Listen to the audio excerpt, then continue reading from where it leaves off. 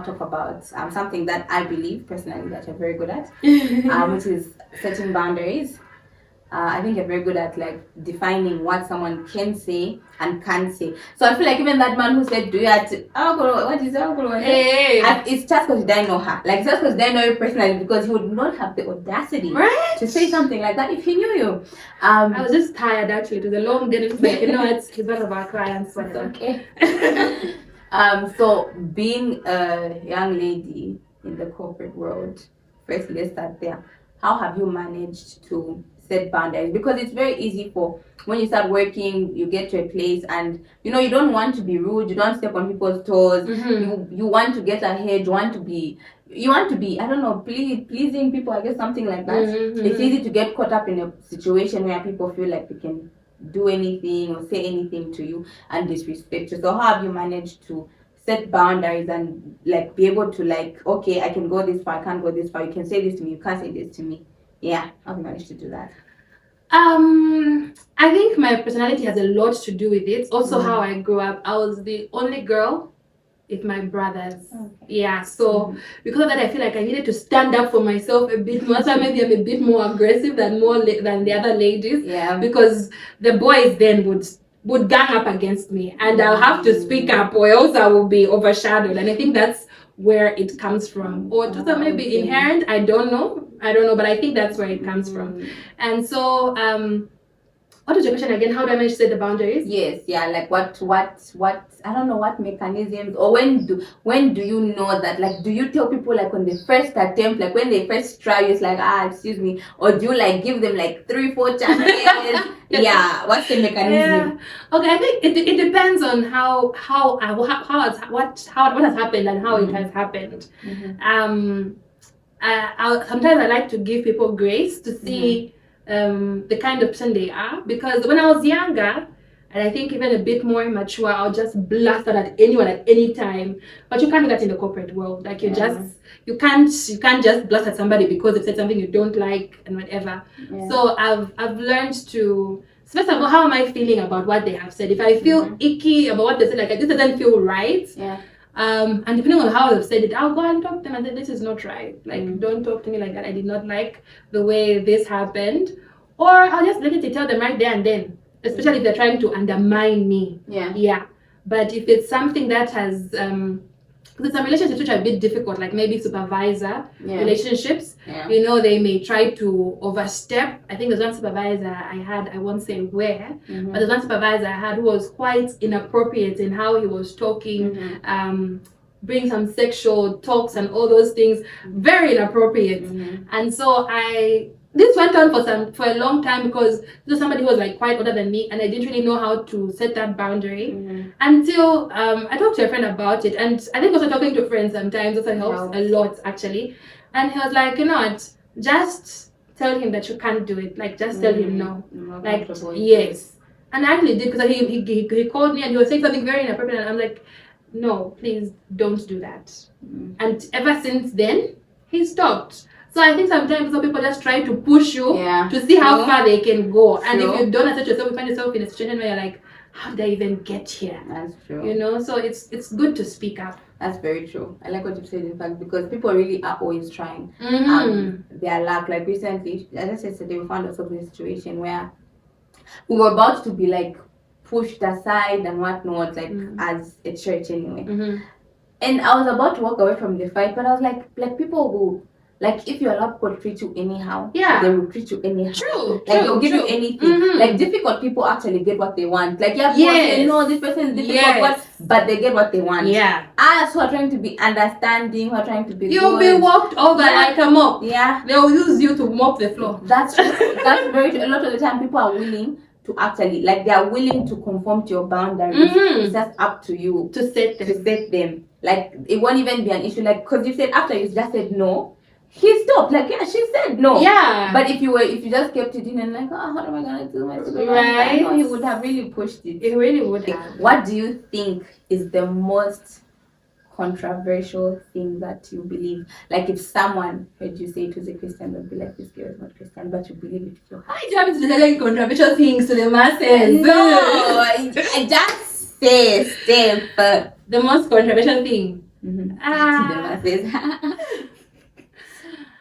I don't know. Like the most controversial. Okay, maybe not most. Most would makes it like pressure. Yes. Just controversial. Okay, controversial. Okay, there's a lot of controversial things that I think are okay. Like I'm okay with short things depending on the occasion. Obviously not at church. Like I would definitely wear a bum short, and I'm very much Christian, thanks speaking. But I would wear it depending on the occasion, not at church. Yeah. But like if I'm going out with my friends to chill, like I would wear it. Yeah. I think listening to secular music is okay. Personally, I don't think there's anything wrong with it. Obviously, you have to surf the kind of lyrics. You can't listen to all of them if you're talking about sex, talking about drugs, talking about killing someone, being depressed. Like, why listening to that, you know? Yeah, sure. But like, I mean, love songs are okay, you know? Yeah. And just feel good songs. Those feel good songs are okay. Yeah. Controversial things. I don't know. I have to start thinking, but I think those two are, I think, are fine. I think that is something that is controversial in the Christian community: modesty and music. I think those are things that we're always arguing and fighting about. Yeah. Anyway, another thing while we are concluding, I guess. What did I want to ask you? Oh yeah, what's something that you feel you're most proud of that you've achieved in these 30 years. 30 years. Okay, well, I'm turning 31 in a few days, so but I'm still 30. Yeah. Birthday step. By the time we're putting this, you'll be 31. So happy birthday. Thank you. Yeah, what do you think you're most proud of? And what are, let's say, maybe 3 lessons that you would tell a young lady that's in her 20s that you feel you didn't know then? And you, okay, so no, let me ask the questions one. Number 1, what are you most proud of that you've achieved so far in these like 30 years? It can be material, but like whatever it is, it can be anything. It can be emotional state. Yeah. I think I'm most proud of. Or proud of. I feel like putting these things most what it Hey, makes things for it's pressure. Sorry. No, just what you're proud of. You can give 3 things that you're proud of. What I'm proud of. Okay, I'm proud that I've got a master's degree. Oh, like congratulations. Thank you very much. Like in my family, the first one to have a degree was my father. The second one is me. And the third is my brother. So I'm the first one in my family to get a master's degree. So I'm really, really proud of that. Yeah, I am. That's nice. Congratulations. Thank you. Look at you breaking generation of Christ. Yeah. I don't know if this is the thing, but yeah. No, I think there is. I think that it's just that when we're in Christ, it's now when we come out of it. Because sometimes we say, Aba, my family, mwabo, ngabapwa, they did more 1 year, like, you know, and it's truly. Yeah. No, I think it's there. It's just that as in Christ, we are not part of it. Yeah. Okay, yeah, so I was saying 3 things. Now that you're 30 and you're on the 3rd floor, past your 20s, what's 3 things that you would share to someone who is currently in their 20s and like trying to figure things out, and they feel like, oh my god, what am I doing? Like, does it get any better? Or even someone who's thriving but they just like something that's like they would like to know.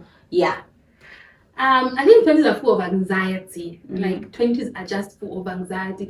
Like something you said the other day. Like how can the best of your life just be put in 10 years and the rest is just nothingness, you know? And I think that's where the anxiety comes from, because like you see, have to make it. Like, do you know you have 30 minutes? See, at 24, what at 20, what at 23. No, because me the pressure started at even 18. I was like, oh my god. When I was 20, Steph, when I was 20, I went to this place. I went to Bakra to register a company. I'm like, oh my god, I'm 20. I don't have a company. I'm not making money. No. This is not right. Anyway, please continue. Yeah, so I think the advice I would give is that you won't die after 29. You won't die. Life still goes on. So relax. Take 1 step at a time. Relax. It's not over. It's not over. Like, take it 1 step at a time. And also, you're probably going to be broke in your 20s unless you have some big break or you come from a really, really good family. But if you're just like an average Zambian youth, you're probably going to be broke, and that's fine. Like, it's okay. Like, it's really okay. Just make steps to make the right decisions. Like, it's okay. It's all right. Even if you don't have the car, you don't have the latest phone, you don't have these things, one day you're going to have a big break and you're going to have what you want. But even if it doesn't happen when you're 21, 26, or even 29, it's okay. It will happen, because yeah, like I always give the story of myself how I didn't finish school. I was supposed to finish in 2016, and I finished in 2019. But I have a master's degree, and there are people who haven't had their master's who finished in 2016. It's just not a bragging point. It's just to show that things happen at different times, you know. So like just because you seem like it's behind doesn't mean that it's always going to be that way. So yeah, you're probably gonna be broke and it's fine. And then lastly, what advice would I give? Invest in yourself. Invest in yourself. Invest in what I mean by invest in yourself. Invest in working out. Invest in learning about money. Invest in your spiritual life. Invest in whatever you can financially, spiritually, physically. Invest in yourself. You don't want to reach a point where you say, I wish I could have. You know, like start now. And I'm not saying like do it because you're under pressure. Like just do it because you can, especially like physical. I think a lot of people just fitness. Yes, but one thing I've noticed, right, is that your metabolism slows. Now that I'm 30, metabolism has slowed down. Like back in the day, I'd lose weight. Like I was like, I want to lose weight, and boom, it goes. But now it's been a whole year, and it's just like feeling like stories. Who are you talking to? Not me. So yeah, do it. And okay, let me give one last thing. Learn about your attachment style. Yeah, that's a big thing. I was actually shocked that you didn't mention that. In fact, when I asked you about achievements, I actually thought you'd mention like how you managed to get to a certain place, like emotionally, and your attachment style. I didn't think about it. Yeah, so like learn about your attachment style and get to know it. Like people who are anxiously attached and all those things, just learn about it, because how you're attached is going to really show how you relate in relationships, especially romantic relationships. I'm more inclined on the anxiously attached, but I think I'm more secure now. I think I'm actually secure now. But like if you're more attached on the anxiously attached, that's the kind of people you see that Oyukwena. I can just remember your channel. No, please. Yeah, Oyukwena.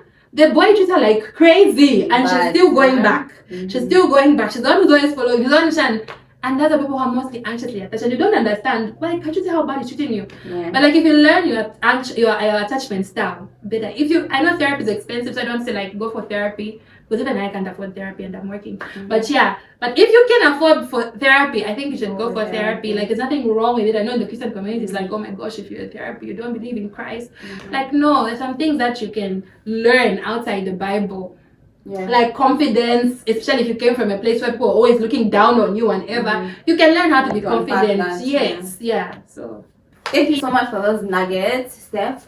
I think someone who's like in their 20s has learned something. Invest in yourselves, exercise, invest in your spiritual growth, invest in your mind. I remember I was watching this thing a long time ago. What's his name? TD Jakes was talking about like how you must invest in your mind, because even if women think sometimes like, oh, their whole personality is going to be a man or whatever, or like, I can't wait to get married. But like when you go on that date, especially where we are now at this point in life, like you're going to get like a good quality human being who's interested in you. Like you also have to bring something, like you have to talk, like you have to have a conversation. It won't just be like, so dreamy, oh my god. Like he also wants someone who is interesting, who is intellectual, who can contribute to the you can't say for real to everything. And that's one picture I actually watched by this person. I don't know TikTok, I can't remember. But they were talking about how this person, like she was asking the men who are married, like what they liked most about the woman they've married. And then most of them would talk about what she does and then talk about who she is. She's like, oh, she's opening a restaurant right now, she does this, oh, she's actually very smart, she's just getting her school done, she's like a shan. Yeah, she has a life, she's not just waiting. So exactly. You heard it here first. Get a life. Get a life. Last thing, right? If you want to answer it. So elevator pitch. Let's say if your future husband was watching this. Yeah, my God. Like if he was going to meet you through this video. Yes. Wow. Elevator pitch. If he was watching this right now, like what are they? Okay, no. Okay, maybe not even just future husband, even your future employer, but I think future husband is more, what would you want to say to him? Or what are the 2 things you want him to know about you? Whichever you choose, whichever way you want to answer it. Wow, I don't like this question before. Like I'm selling myself out there. I don't like this thing. It's like I'm convincing you to be with me, and I don't want you to be with. Like I don't want you to be convinced to be with me. You get it? I Like I want you to want to get be with me. I get it. I But get I know it. since you asked, I'll answer because you asked. But with that disclaimer, like I She's am not advertising. Yes. She's not even convincing you. Yes. You just want her yourself. Exactly. So well, I don't know, I'm smart. I think I'm smart. True. I like the fact that I'm smart. So you better be smarter than me, or else we're not gonna talk. But yeah, I'm smart and I think I'm kind. I think I'm kind. I love talking to people. I talk a lot. I sing. You say how hard is it for me to? Because I don't do this. Yeah. I don't convince you to be with me. Like if you be with me or don't, I don't care. Move. But yeah. Guys, once again, Steph she's not convincing anybody. She's just answering my question. Okay? Okay, yeah. I think I'm smart. I'm kind. So I'll be kind to you. I'll be kind to the people around you. And I'm a Jesus girl. So there's that class. We're gonna be praying together. If you don't like praying, don't come to me. Because we're gonna pray. She's going to teach out praying thanks if you don't pray. Don't be worried. I got you. What was the last thing I wanted to say? Last thing. What's the thing that you'd say if you're in a relationship would be overbearing? Like you feel like this thing, honestly, he just has to be strong. Or from my side. From your side. Sheesh, I'm cleaning my dude. I'm that girl who wants to be with you all the time. Okay, maybe not say all the time. I do have friends, but then I'm not with my friends and I'm not doing anything else. I'm not working. Why are we not together? What's the problem? Yeah. What's the real issue? Yeah. You just don't love me. Yeah. You hate. Not even you don't love me. You hate me. You hate me. Yeah. So if you're looking for a clean chick, I'm that chick. Okay. Smart, clean her body. What are you looking for? Anyway, this is not a pitch. Once again, Steph is answering my question. Yeah. Anyway, I hope this thing is still recording. If not, I don't know. But thank you so much for watching. Thank you so much, Steph, for coming. Rather accepting since I'm in your house.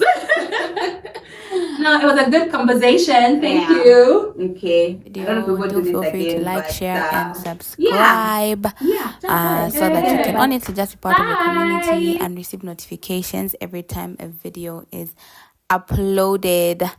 Bye. Love you.